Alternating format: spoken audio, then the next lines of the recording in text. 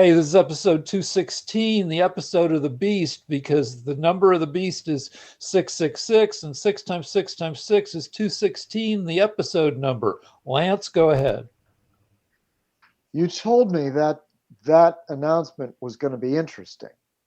Okay, No, I fine. didn't. I said it would be short. All right, listen. There is it's very important that everybody out there that likes our show know that this is a teaser because our show's been banned on YouTube again. So right below my head, outside of the screen, there's a link. All you have to do is click your little button on your cursor on the link, and you will be sent to Rumble, where you can see the actual show where we won't be censored. That's all. That's all we should say. Goodbye. See you on Rumble. Hey, this is episode 216, the episode of the beast, for reasons I've already explained in the teaser. If not, if you didn't see the teaser, then just try to figure it out yourself. It's a math puzzle.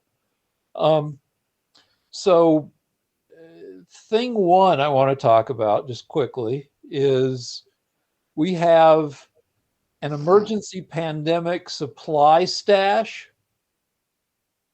Just that Carol started, back in March of last year when we didn't know what was going to happen. And we just kept the stash. We never went through it, but obviously we've been able to buy groceries all the way through the pandemic. And I had a box of really old mini Cliff bars that I bought at the shit that fell off a truck store. And I went to go get one tonight and they were gone. And Carol admitted she had thrown them out. I'm like, don't throw my shit away. Like, ask me before you. She goes, they were old, they were expired, they were hard, they were gross. And I'm like, yeah, but just ask me because I still enjoy eating them every once in a while. She's like, when? And I'm like, I don't know, every couple months I'll have one. And I like knowing they're there.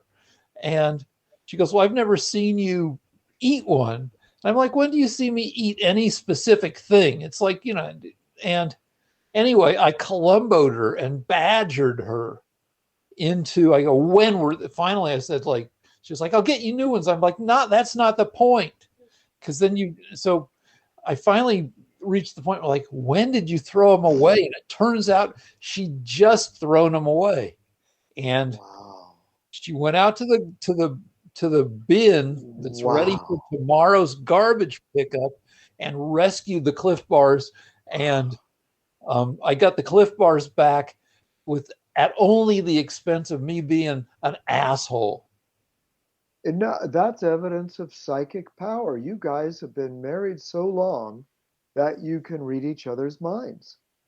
Kinda, but she over our entire relationship, which is years longer, we've been together for since 1986, 35 fucking years, which is fucking insane.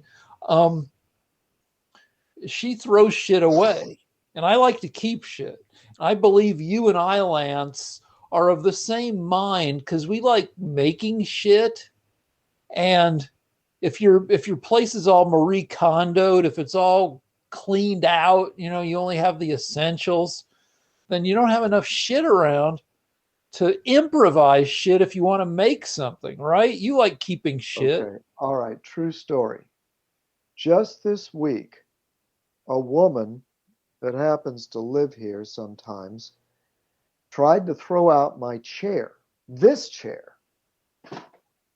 And I told her, I grabbed her and I said, listen, don't throw out my chair. She didn't care. I raised my voice. Don't throw out my chair. Didn't matter. Finally, I said it in a pleading way.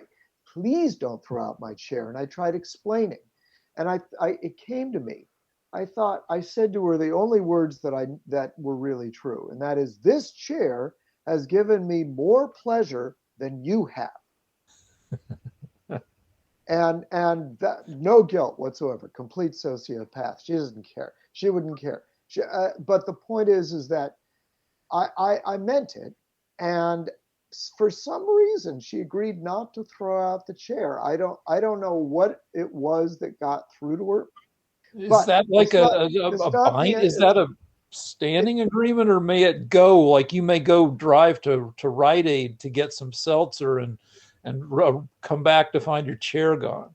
all right, listen to this. Artwork, Ooh, paintings of old girlfriends. I no. mean, paintings that may have won international prizes that took me 6 months of 8-hour days. Constant, constant danger. I've had to, I've had to like find safe houses for them. Okay, sometimes I'll leave something lying around, like in an old bag, and it will turn out to be $1,000 contact lenses or mouth guards in the trash. We have had to make excursions into the dumpster in the middle of the night to go through the dumpster to get listen to this, and we find the mouth guard or the contact lenses. We actually find them after going through the dumpster. That's how bad it is. So let me tell you, if there are any viewers watching this, any young men, because we like to advise young men, women will throw away your stuff. I thought it was just me. I thought it So was wait. So you just have to analyze, is it worth it? Go ahead. no. I thought it was my wife's deal, but you're saying it's the entire gender. All men are victims. So, You know, and you it's hear a worse for you. lot. Like You many a hear a time, lot. You hear a lot about women being victimized by men, but I don't think this subject has ever been raised. Not to the Supreme Court, not to it's never. I don't think it's ever been discussed because it's death by 1,000 cuts. Sure, a guy may leave a mark. Okay, you don't want to close. You don't want to close the fist. here But I'll tell a horrible story. all right, go ahead. So we know that my daughter is came out pretty good, right? She's Oh, big success. right. So she was also good as a kid, and a few like you know a few years ago, I found a thick stack of all her school papers in the garbage. Carol thought that um, that she's all grown up and that we don't need to keep that stuff anymore. And I see this. I luckily saw it in the garbage. And I'm like, all right, I'll just leave it there for a second until I figure out a safe place to hide this from the thrower awayer. And then I forgot. And then the garbage went out and all Isabella's, early history was lost. So it was my fuck up too. But who would throw away, like, if Isabella turns out to be famous, all this stack of fucking paper that would be like really helpful to somebody who wanted, if she wants to know her own history or somebody else wants, anyway. So that was frustrating. This began in earnest our wedding week when Carol threw away 2 wedding checks, one for $15 and one for $25. I would Because never have forgiven her for that. no, I still remember it. Fucking 30 years later, back then that was like 2.5 dinners. Um, I hope she didn't throw out any of the pictures of your daughter wearing blackface to parties. no, they're all. But if you want if you want my place to be a safe house for an ex-girlfriend painting, I'd be happy. I'd proudly hang an ex-girlfriend on our wall. You are such a supporter of my art. Thank you, Rick. Should we discuss anything else, or Yeah, I've just got another kind thing that is tied to the Kyle Rittenhouse case. okay? And our director was hoping that we'd have a verdict by tonight so we could argue about that. But there's plenty to argue about in it, except that my arguing in it has been blunted because a conservative juggernaut has been trying to cancel me on Twitter all day. Because, as you know, the judge has been making little gestures of, I don't know, probably your side views it as decency or solicitousness or whatever. And our side views it as like sympathy towards the defendant, Kyle Rittenhouse. And the latest thing he did was today that I guess they seat or 18 jurors and alternates, sit for the trial. And then they pick after everybody, all 18 hear the proceedings, when they go to reach a verdict, they pick 12 out of the 18 to be the official juror at random. And there's a little kind of lottery crank hamper bin where the names of all 18 are in, and then a clerk of the court, they spin the clerk of the court spins the crank and pulls out names at random, and I guess pulls out 6 names, and these are eliminated, leaving 12 jurors. So today or yesterday, I guess today, the judge had the defendant, Kyle Rittenhouse, who's on trial for murder and a couple lesser charges. He's the one who picked his own jurors out of the lottery bin. And Twitter went nuts, particularly, my flavor of Twitter.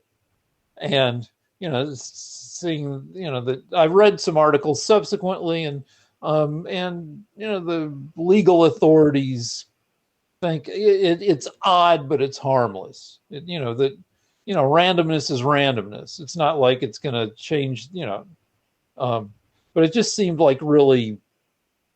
So I stupidly tweeted a pretty obnoxious tweet, which was, there's a 95% certainty that Judge Schroeder has jacked off to Kyle Rittenhouse naked except for socks and a long gun. Tweeted that, went down to get a glass of water, and I was like, I don't know if I should have tweeted that, but we'll just see. Because, generally if I do a tweet that is ill-advised, then I will soon hear about it, and I'll delete it. I think it was a pretty damning indictment. I don't know. So I get a glass of water, I go back, and I was getting brutally canceled. And I quickly deleted it. And there's some conservative guy is in charge of something called the list.